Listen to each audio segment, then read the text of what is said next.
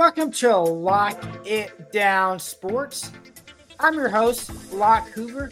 And as always, you can follow me on X at Lock It Up Media. That's Lock It Up Media on X. You can also check us out at E5280 Sports. That's E5280 Sports. And today on the Lock It Down Sports show, what we learned or what I learned about Tennessee, a look around college football, and how is this allowed from both fronts? And we'll get to that later in the show. But first, I want to talk about Tennessee and Georgia.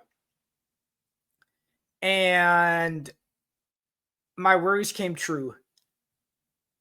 And you saw that all throughout the game as I kind of break this down. But first, that's about as easy and impressive of a first drive 75-yard touchdown for Tennessee against Georgia as there might ever be, or that we've seen in a long time, especially the way this Tennessee-Georgia series has been the last 8 to 10 years. And I go, it's a little bit of a confidence builder, that drive, as they opened up the run with the series with 5 passes and 3 runs. But the runs weren't gashers. They were a little pieces, 3, 4, maybe 5 yards, and 5 to 10 yard passes. So not a big stretch the field 50-yard bomb. No, it was 8, 10, 12, 15-yard passes. Work your way down the field, hit a couple runs, and boom, touchdown. So it's like, all right, good start. Here we go. So Georgia's first drive, what do? Well, they respond. And they did exactly what I was expecting and concerned about. First play, Tyler Redmond gets beat on a deep ball. And I put down, wow, I hope this isn't a sign to come, fearing that it probably was going to be, as, Georgia drove down the field to tie it up to make it 7-all. It's like, okay, well, young freshman, true freshman, shouldn't be on the field. Let's see how he holds up against Georgia. The first drive wasn't too promising from the Tyler Redmond's part, but maybe it gets better. We'll see. Second drive. This is the Tennessee offense. 72-yard pass, touchdown to Brazel, make it 14-7. And we just play action, one-on-one coverage, beat his man. And that right there, I was like, okay, we didn't see that against Georgia the last 2 years because we couldn't do it. We couldn't do it with Nico. We couldn't do it with Joe Milton because overthrows and bad quarterback play. Play action. And at that point, too, on the play action, Tennessee didn't really run the ball much the first drive. A little bit, but not. It's the threat. Tennessee's threat of the run of Heupel likes to pound the ball up the middle, get it spread out, run up the middle.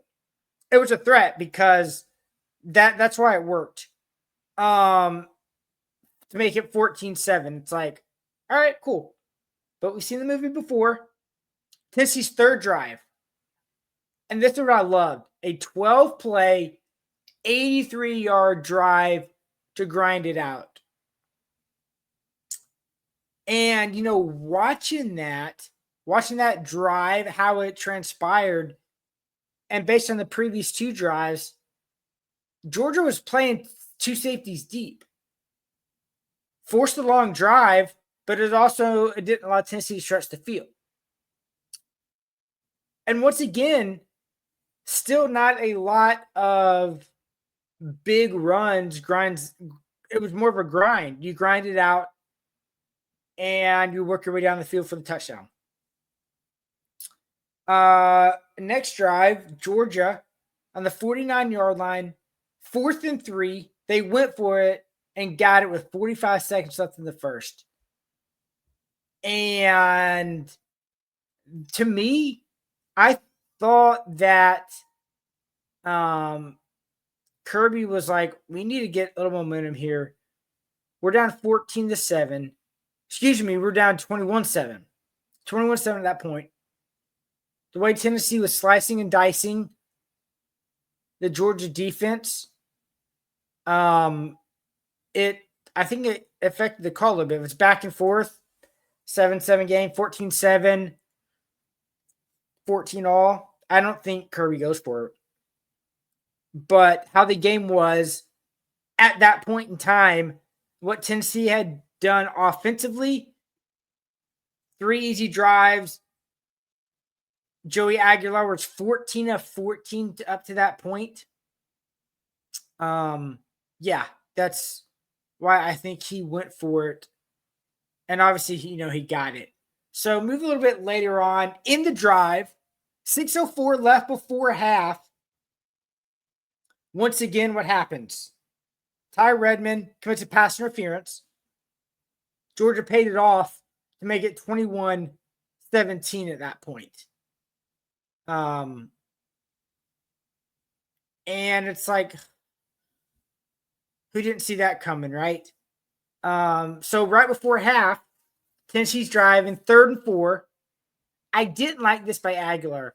Threw into double coverage and he got picked. Some say it's he was kind of putting the ball. It was like a interception, throw down, pick, but I didn't like it. I feel like that's the worst thing that can happen than just punting the ball away. We got a good punter. He can place it pretty well. But I didn't like to throw it up because what if he returns over touchdown or I don't know. Yes, they could have blocked the kick, but I just didn't like the throw. Throw it away. Yeah, let it be done. So yeah, I wasn't a fan of that. So we get a half. Started the 3rd quarter. Georgia gets the ball. And they just gash and grind. Let me phrase that. Not really gash. That's a bad term. More like just grind Tennessee out as they're getting 5 to 10 yards a pop on the ground. And they're not able to get they couldn't do anything in that drive. They weren't straight down Tennessee's throat as they run 13 out of 14 plays on the ground for a touchdown to make it 24-21. Wow, I can't read the score. And that's like not good. You're like, oh, is that how it's gonna be? Just you grind it and there you go. Is that really what it's going to be? And that's kind of how it was. Yeah, not good. Very concerning. And yeah, it wasn't a good thing at all. Now, quick 3-and-out from Tennessee, and it was pretty much a response like, all right, is this it? We've seen this before. Tennessee jumps out, does well, and then the offense disappears. Well, obviously that wasn't the case because the back and forth. But to me, quick 3-and-out, the defense needs to respond. They made a big stand. And it's like, okay, offense, let's get going. Let's make some of adjustments. Let's make some changes and let's get going. 4:20 left in the 3rd for Tennessee's drive.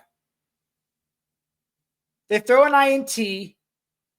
Aguilar does when Stanley trips. He's trying to make the cut and slips. Georgia picks it off on the 30-yard line. And it's like, oh gosh, the way this offense is churning out, they're going to drive down the field and score. Well, defense made a big stand, held into a field goal. So it's 27-21 Georgia. 7 seconds left in the third. Tennessee responds with a touchdown, 28 to make it 28-27. Big chunks set up a one-on-one with Braswell again. 56 yards later, touchdown. So I'm like, how big of a stand, defensive stand, was it the whole Tennessee, the whole Georgia on that third down, then the interception to keep him to a field goal. Those 2 field goals right there, is that going to be the difference in this game? It's Georgia kicking field goals and Tennessee scoring touchdowns. Georgia having to settle for field goals instead of touchdowns. 13:50 left. Once again, who is it? Ty Redmond gets beat on a 31-yarder again. Defense, once again, able to hold him to field goal. 30-27 Georgia. Seeing a theme here I'm mentioning. I was concerned about it coming in. 11:22 left in the fourth. Tennessee drives. Star Thomas with a big run. Next play, over the top, Stanley, touchdown, 35-30, Tennessee. 6:40 left. UT hits a field goal after the strip sack fumble to make it 38-30. And that drive looked like a little conservative. I know people are talking about it on Twitter and stuff, but this was like, I'm watching, I'm writing thoughts down live during the game. I'm like, that looks a little bit conservative. But okay. Kind of surprised to make it 38-30. I mean, I didn't hate it, but that surprised me a little bit with Josh Heupel's offense and the way they've been scoring. Especially, I mean, the fourth quarter they score, the way they're scoring, driving. But, okay, we're up 8. Our defense has been playing solid. Georgia got to go score touchdown and 2-point conversion. Okay. Once again, Ty Redmond gave up a touchdown with 2:32 left in the game to make it 38-36 Georgia. 2-point conversion. We know the rest. Great drive by Tennessee. Plenty of time left. Get down. 42-yarder. You feel good. He misses it. Boom. But one thing, defense, as funny as it is, it sounds like you think they would play bad, but no. While I was looking down a little bit, I mean, they had 2 sacks at halftime, Tennessee. And they got pressure on Gunner at times, and it showed. At times they got pressure on Gunner Stockton with 2 sacks at half. Let me pull up. I can't believe I didn't have this. How many do they have in the game? They have like 5 or 6 sacks, I believe. Let me see here. But you can see, like, at times they got big sacks to make it long yardage. And you would take that 6 sacks at crucial, important time. Well, any sack's big and important, obviously, but to get to them at times, let's see here. In total, they had, where do they have it? Where is it? Here we go. Okay, they had 4. Sorry, excuse me. So 2 at half, and then 2 and the second half. So, but 4 sacks. So that's not, I mean, that's solid. They got to him. And what I did love, what I like to see, was the clean pocket. clean pocket for Joey Aguilar. Wasn't in duress, wasn't in a hurry, had time to survey the field and delivers deep shots, his intermediate shots. Offensive line played great, absolutely great. And like I said, I don't. Defensive line played good. They got put pressure on Stockton, got 4 sacks. So it's frustrating game, especially missing that kick where he hit a 48-yarder earlier in the game, and then overtime hit the exact same kick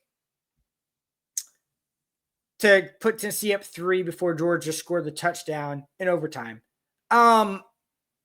Overall thoughts, I feel good. Yes, it sucks. Of course, it absolutely sucks to lose, especially the way they lost, how they lost. Yes, you can put it on the kicker. You want to put it on Max Gilbert, but there's so many times where Tennessee just make a play, one play. The 4th down to put Georgia within 2. There's a play could have been made. Another play could have been made, the 2-point conversion. Make that play. Be more aggressive instead of setting for a field goal to go up 38. Which, like I said, I was fine with that call. He hit that 48-yard field goal. So Tennessee can play with anyone. Especially what we saw at quarterback against Georgia, what Aguilar can do. I do wonder, though, what does this game look like with our 2 starting corners? Yeah, we were missing Hobbs too. A defensive line rotation guy would have been. He's a starter. Would have our linemen, one of our defensive linemen, been a little bit fresher, a little bit better push to allow a defensive end to potentially get a sack, or cause Stockton to throw it a little bit sooner, make an incompletion. And I'm not making excuses. Injuries happen. You deal with them. And you see what your depth you have. And we're still at that point with Tennessee. The depth is not quite there yet. Not there yet. It's close. It's really close. Talent's just a little bit lagging behind still, because of the cornerback. We're down our starting 2 cornerbacks, and we might be for a lot of the year.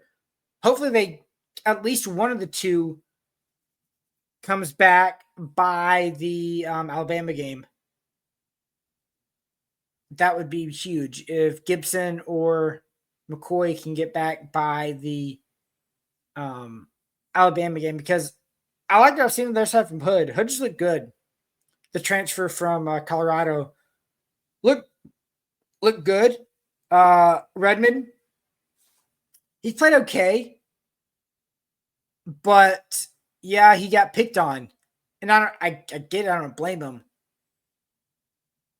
A lot of growth from him. I mean, he played okay against one of the elite teams in the country. But once again, that depth, he wouldn't have probably been on the field for the entire game. Yeah, he might have played a little bit in the Georgia game, but not at this level. Another thing, I think we're a playoff team. Based on our offense and our defense, our display. Granted, yes, it's at home, so that gets a little bit of a bump and all that, but our offense is also back to the Hendon Hooker level, and we can run it. I think another thing, interesting thing, a little change. Some great breakdowns by former quarterback Jared Garantino, who he got crushed at Tennessee during the Jeremy Pruitt years, and I was happy he transferred to, I think, Washington State or Oregon State. I think Washington State, but he loves Tennessee. Breaking him down, it's really cool. So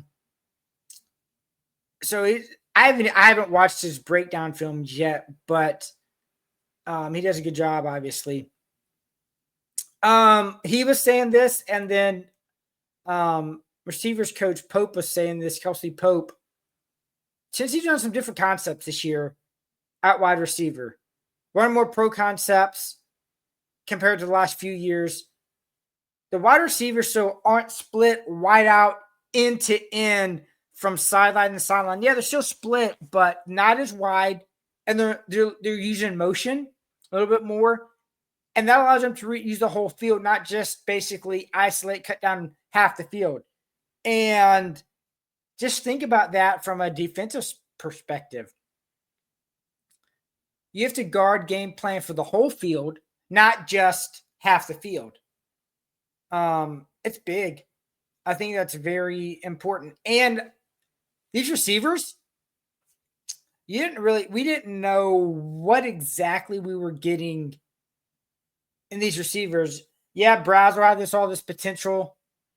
Mike Matthews, 5-star stud receiver. Brandon Stanley, 4-star. Potential was there. What do we get from these guys? We didn't know. This is the first game we know. Like, all right, these guys can play. Matthews, Stanley, Brazel, they can play. Yeah, kind of saw it Syracuse, but once again, Syracuse. Where does overall, once again, big picture, where's this with Tennessee? I think we can lose one more and get in between Alabama. That's on the road. Oklahoma's at home. Oklahoma looks tough. Florida on the road. As bad as Florida's been, and who knows if Billy Napier's still going to be there when Tennessee plays them towards the end of the season. But it's in the swamp. And Tennessee, at this point, has not played good in the swamp or on the road. So got to take 2 out of the 3, I think. Oklahoma's a big one because you got to take care of business at home. That's what Tennessee does. I think they will. And then Alabama and Florida. I mean, of the two right now, it's looking like Florida would be a worse loss than Alabama. Because Alabama, to me, they're still a good team.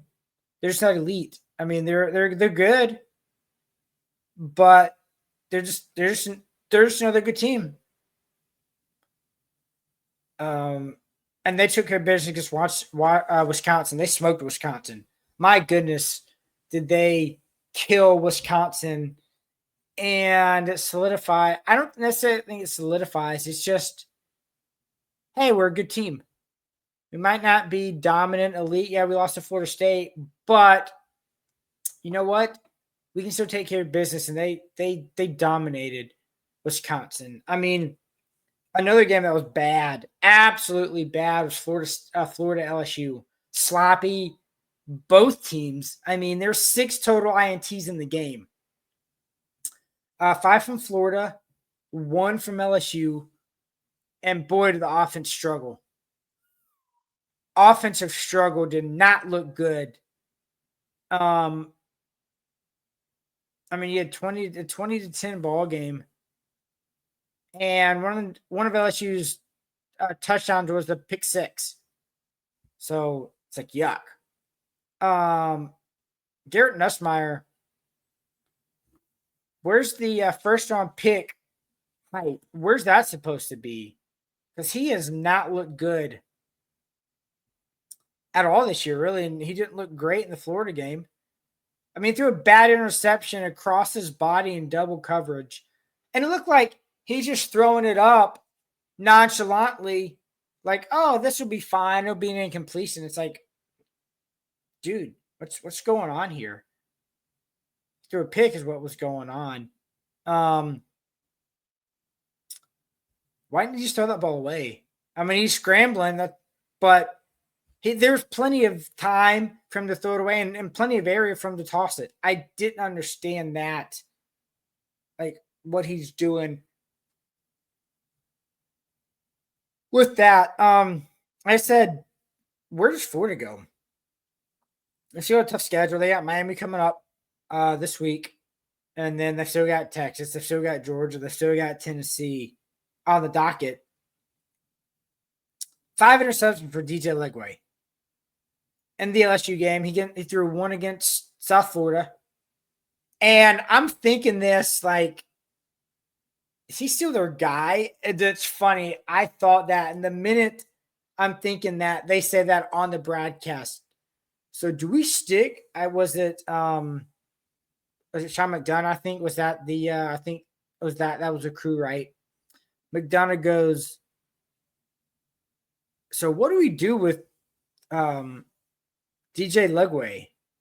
And they're like, oh yeah, we stick with him for now, but he's got to play better. You don't say. So not only sophomore, I get it, but really high on him to they're high on him, but he hadn't played good at all. Someone who did play good though was the Aggies. Big road win for them, going up the South Bend and taking care of business. Looks like a good resume win for them to build a resume case for playoff bid potentially. I mean, no easy slate for them, obviously. Got an Auburn team who's played pretty well. Obviously, the big one at the end of the season, Texas. They still got LSU. They still got a Missouri team. I think they got the Hogs as well. So tough slate, but they look good. They, you know what, you survive in advance and you win, right? Pull one out. Quarterbacks played well, so that's a big win for Texas A&M. Now Notre Dame, they lost their 2 games. They lost their 2-game season. At home, they lost to A&M, and then on the road against Miami. The rest of the schedule is not good. I'm not counting them out as a 2-loss, 10-2 team because they lost early. So that's a benefit of the doubt for them. And it's Notre Dame, so that helps them as well. They're like, once again, like I said, they're Notre Dame. I mean, I think one of the big things was the loss at home to A&M. Yeah, A&M's good, but it was a home loss to a good football team. That hurts worse than the Miami loss. But since you've lost both of them, you got the Purdue, you've got USC, you got another ACC team or 2 sprinkled in. I can't remember, obviously, because they're handful of games or what? They're 5 games they play against ACC schedule. So, yeah, it's difficult. I mean, it's understandable with Notre Dame. I'm not counting them out because they're Notre Dame. Now, this is the one thing I do not understand at all. How it's allowed from both fronts is the Tom Brady thing, being an owner and being a broadcaster. I mean, on the Monday night game, you see him up in the coaching booth with the headset on, which is Tom Brady. I think he knows a thing or two about football. So that part, like, sure, that, whatever. And then they say on the broadcast, they've confirmed it. Chip Kelly says, yeah, I speak to him 2-3 times a week for ideas, film, that sort of thing. How's that allowed from a media front? From the owner standpoint, the team, yeah, who cares? You've got a great resource in Tom Brady. You'd be dumb not to use it. But from a media front, how's that allowed? I mean, he's broadcasting wise. I mean, he's still not allowed to go to in-person production meetings for games he calls, but he can do virtually. Um, if I'm the NFL and my game is being broadcasted by him and Kevin Burkhardt, why would I tell him anything? Why would I tell Brady anything? Why did I tell Kevin Burkhardt anything? Like Kevin Burkhardt, I love him. He's a good announcer. I enjoy listening to his calls, his broadcast. Um, and he's a trustworthy guy. He's built a lot of cred and all that. I get it. But what if he accidentally slips up, says something he shouldn't during a broadcast or pregame meetings with discussions to Tom Brady that could potentially affect the team's game plan, player personnel, injury, depth chart, all of that. I mean, if I'm a coach or player, I wouldn't answer a single thing whenever I do my production meetings, my sit downs with Brady or Kevin Burkhardt. I mean, sorry, not sorry, right? I mean, you know how lip tight, close knit all these coaches are. When I get them, you're not leaking anything out outside of that building. Will it affect the broadcast? Would it affect? Yeah. If I'm the team, though, I don't care. Does it hurt the viewer? Does it hurt me and you? Yeah, it does. But coaching teams like, I don't care. I don't want football games or else I'm gone in 3 years. Maybe that's why Brady wasn't as good last year. He didn't have all the little stuff, but I really don't think it. He was bad. He wasn't that good. It sucks that Greg Olson lost his job to that because Greg Olson is really good at being a color guy. How does the NFL allow this? First off, like, I'd say no, you can't broadcast. Conflict of interest. But it's the darling, it's the Tom Brady that Tom, you can do whatever you want. I don't care. You're Tom Brady. So what? But it shouldn't be allowed from a NFL standpoint. Media doesn't care. They got Tom Brady, which they hope will get more eyes.